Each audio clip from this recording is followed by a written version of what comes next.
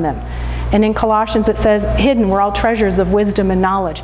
There's this thing about God wanting to unravel the difficulty that we can't seem to get at, and then the joy of finding the gem. And the gem is usually, you want to know what it is? It's us. Us in it.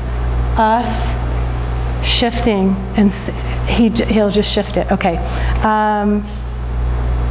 Jesus said at one point in Matthew 13, I love, Lord, that you have hidden these things from those who think they're wise and given them to babies.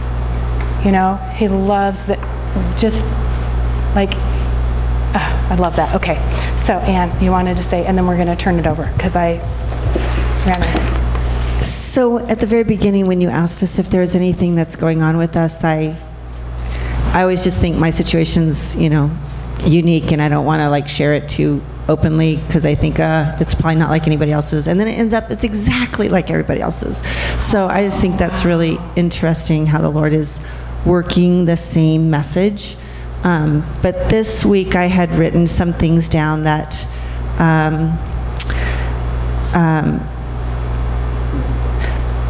came from our book that we read before, Keep Your Love On.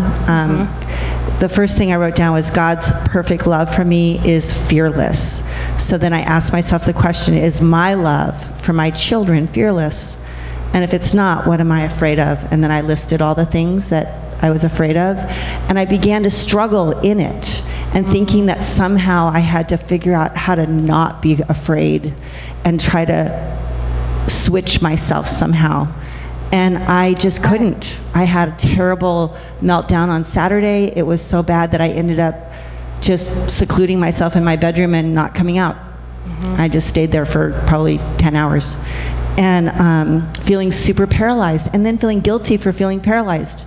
So when you talked about breathing, it was like lungs. I'm a school nurse, and I take care of kids every single day, and they come in with all these different complaints. And the most one little boy that comes in regularly has asthma, and he comes in, he can't move his lungs. They're restricted. They won't move. I listen, and sure enough, they just are not moving.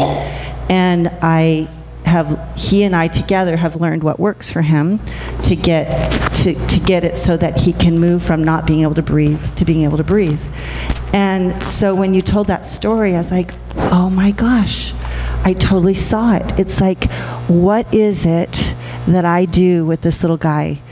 He comes in, he gets quiet, he learns how to use his breath in a certain kind of way. We give him a certain medicine. You know, we do this process, but throughout the process, he's making a switch from being afraid to not being afraid.